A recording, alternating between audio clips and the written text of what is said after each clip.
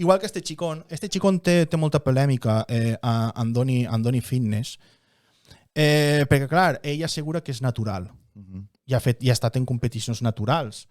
Però, clar, xoca molt que un xicón de 20 i pico, 20 o 21 anys... Però bueno, això es posa ben en seguida, no? Digo jo. Clar, li fan una anàlisi, qualsevol cosa, i li apareix tot.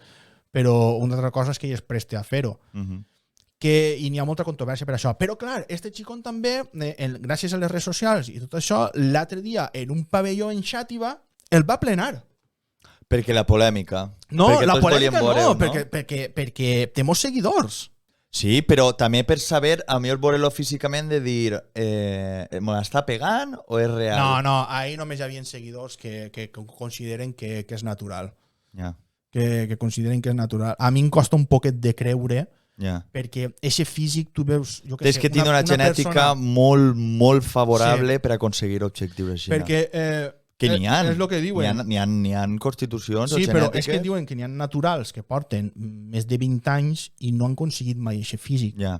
Entonces, ahí sempre estarà la duda. Ja. Bueno, pues si realment ell vol demostrar a tots que s'equivoquen, pues podria. Jo, si estiguera en la seva situació, passaria per un anàlisi. Mira, així el tenim al costat de Joan Pradells i suposadament ell és natural.